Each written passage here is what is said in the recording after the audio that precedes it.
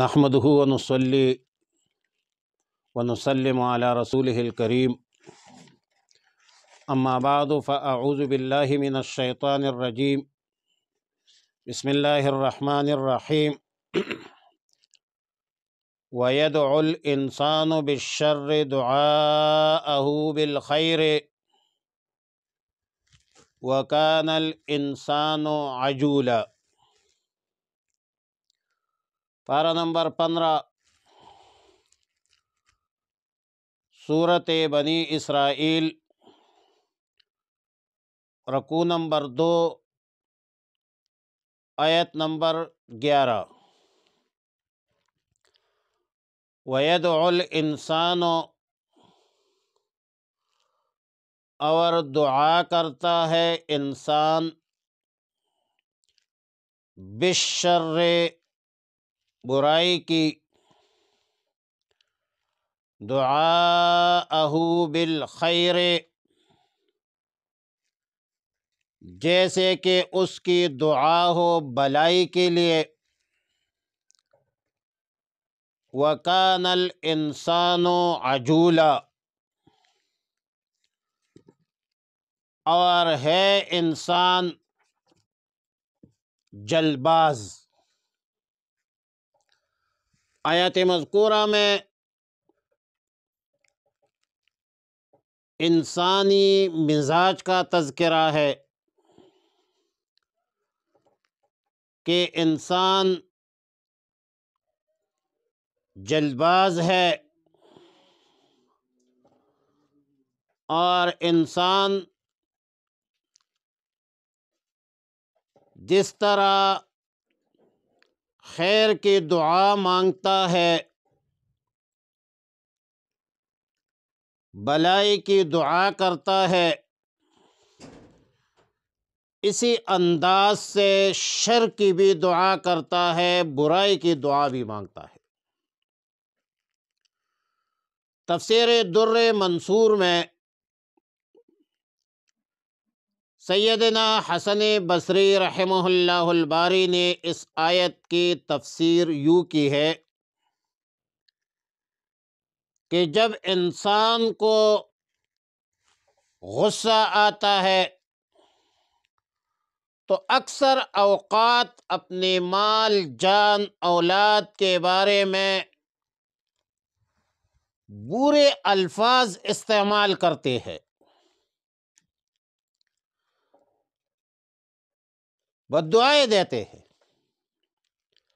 اب اگر اللہ تعالی انسان کے بد دعا کے مطابق تکالیف بھیج دے، پھر بھی ناگوار گزرتا ہے، پھر خیر کی دعائیں مانگتا ہے، پھر بلائی چاہتا ہے۔ لہذا ہمیشہ کے لیے خیر کی دعا کرنا چاہیے، ہمیشہ کے لیے عافیت کا سوال کرنا چاہیے، ہمیشہ یہ دعا کرنا چاہیے، اللہم انی اسألک العفو والعافیت والمعافاة الدائمہ فی دیننا و دنیایا و اہلنا و اموالنا واغفر لنا ذنوبنا وارحمنا انت مولانا۔ اور مسلم شریف کی روایت ہے، سیدنا جابر رضی اللہ تعالی عنہ نے فرمایا کہ رسول اللہ صلی اللہ علیہ وسلم نے فرمایا کہ اپنی جانوں اور اپنے اولاد اور اپنے اموال کے بارے میں بد دعا نہ دو۔ ایسا نہ ہو کہ تم مقبولیت اور قبولیت کے گھڑی میں اللہ تعالی سے سوال کر بیٹھو اور وہ تمہاری بد دعا قبول فرمائے۔ ایسا مت کرو۔ دراصل انسان جو ہے، اس کے مزاج میں جو چیز شامل ہے وہ عجلت ہے، جلباز ہے۔ اللہ تعالیٰ نے فرمایا وَكَانَ الْإِنسَانُ عَجُولًا،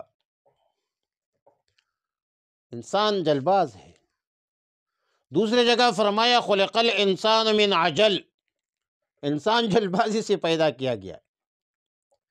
انسان کا مزاج یہ ہے کہ ان کے اعمال میں اور اشتغال میں اشتعال ہو،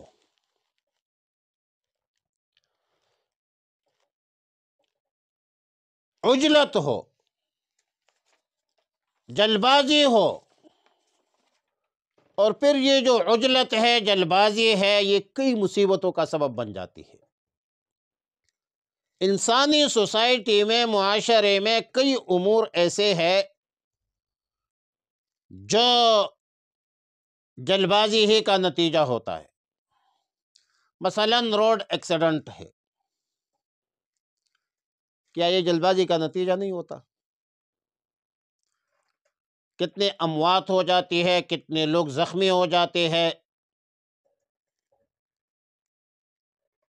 کیا طلاق کا جو فیصلہ ہے، کیا اکثر اوقات انسانی ہمارے سوسائٹی میں جلد بازی میں نہیں ہوتی؟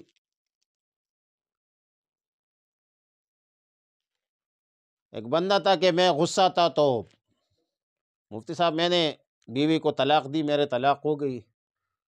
میں نے کہا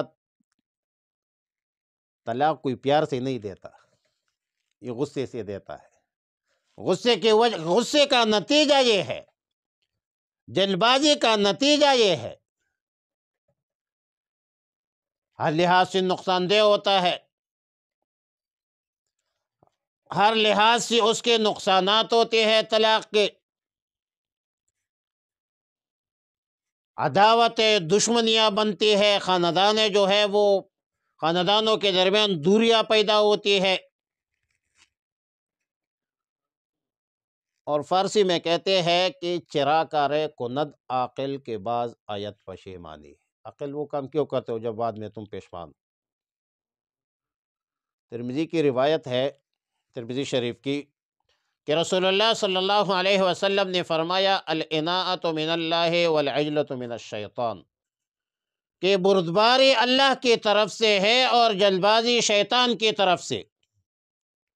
لہذا دین اسلام کی تعلیمات یہ ہے کہ دنیاوی معاملات میں دانائی سے کام لینا ہوگا، سوچ سمجھ کر اطمینان اور تسلی کرنا ضروری ہے تاکہ خرابی کا اندیشہ نہ ہو اور اندیشہ بھی کم ہو، اور معاملات درست ہو، نظم ہو، نسق ہو، ڈسپلن ہو، اور دینی معاملات میں ہمیشہ کے لیے وہ چونکہ ایک دعوت ہوتی ہے، وہ حکمت چلتی ہے، بصیرت چلتی ہے، اور ظاہر ہے کہ اللہ کی طرف سے دعوت جو ہے حکمت اور بصیرت سے مطلوب ہے۔ فرمایا ادع الی سبیل ربک بالحکمت والموعظۃ الحسنۃ وجادلہم باللتی ہی احسن۔ فرمایا قل ھذہ سبیلی ادعو الی اللہ علی بصیرۃ انا ومن اتبعنی۔ لیکن آخرت کے کاموں میں عجلت بمعنی سبقت کرنا چاہیے، فاستبقوا الخیرات، خیر کے کاموں میں آگے بڑھنا چاہیے۔ لیکن اس کا مطلب یہ بھی نہیں ہے کہ جلد بازی میں اپنا آخرت تباہ کرو، بلکہ معنی یہ ہے کہ آخرت اور مغفرت کی طرف دوڑنا ضروری ہے۔ وَسَارِعُوا إِلَى مَغْفِرَةٍ مِّن رَبِّكُمْ وَجَنَّةٍ عَرْضُهَا السَّمَاوَاتُ وَالْأَرْضُ۔ لہذا آخرت کے معاملے میں، اعمال صالحہ میں بھی جلدی نہیں ہے،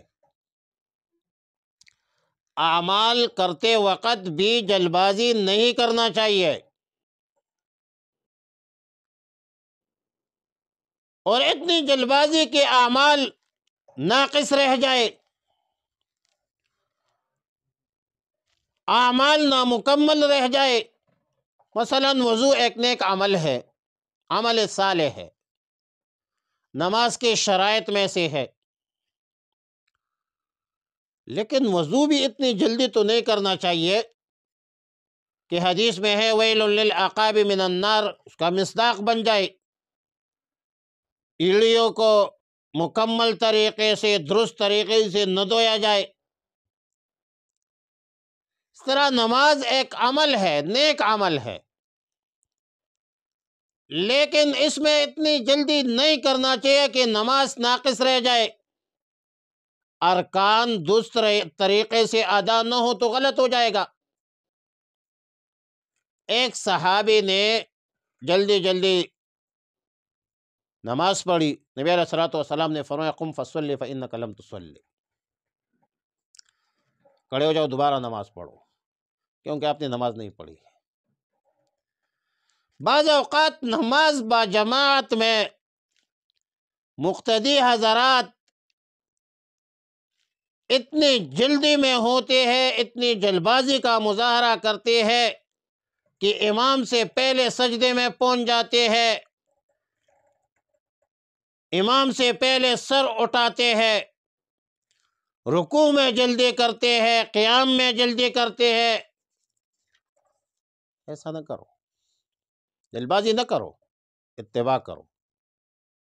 رسول اللہ محمد صلی اللہ علیہ وسلم نے فرمایا کہ جو شخص امام سے پہلے سر اٹھاتا ہے، کیا وہ اس بات سے نہیں ڈرتا کہ اللہ تعالیٰ اس کے سر کو گدے کا سر بنا دے؟ اور ہمارے شیخ حضرت الاستاذ مولانا ڈاکٹر شیر علی شاہ رحمہ اللہ فرمایا کرتے تھے اسی جگہ پہ کہ گدے کی بے وقوفی معروف اور مشہور ہے، اور پھر امام سے پہلے سر اٹھانا، امام سے پہلے سلام پھیرنا، امام کے سجدے سے پہلے سجدہ کرنا، امام کے رکوع سے پہلے رکوع کرنا، یہ بے وقوفی نہیں ہے تو اور کیا ہے؟ یقیناً بے وقوفی ہے اور جلد بازی کا نتیجہ ہے۔ اور جماعتی زندگی میں جماعتی پالیسی کے بیان سے پہلے اپنی پالیسی بیان کرنا، پیش کرنا، یہ بالکل غیر جماعتی سلیقہ ہے، طریقہ ہے، جلد بازی کا نتیجہ ہے۔ امام سے پہلے سلام مت پھیرو، جماعتی پالیسی کا انتظار کرو۔ کسی بھی معاملے میں، خارجہ پالیسی کے حوالے سے، داخلہ پالیسی کے حوالے سے، مختلف وقتی طور پر جو پالیسی بیان آ جاتی ہے، ذرا قیادت کے موقف کا انتظار کیجیے، صبر، تحمل سے، حکمت سے، بصیرت سے جماعتی موقف کو پیش کریں۔ امام سے پہلے سلام مت پھیرو، قائد سے پہلے قائد مت بنو۔ ہم اگر مقتدی ہے تو اس کو امام کا اتباع کرنا چاہیے، اگر کارکن ہے تو اس کو اپنے قائد کا اتباع کرنا چاہیے۔ امام سے پہلے اور قائد سے پہلے سلام پھیرنے کی کوشش مت کرو، یہ پھر جماعت نہیں ہوگی، پھر وہ نظم نہیں ہوگی، وہ ڈسپلن پھر نہیں رہے گی۔ اللہ سے دعا ہے کہ ہمیں نیک اعمال کی توفیق عطا فرمائے۔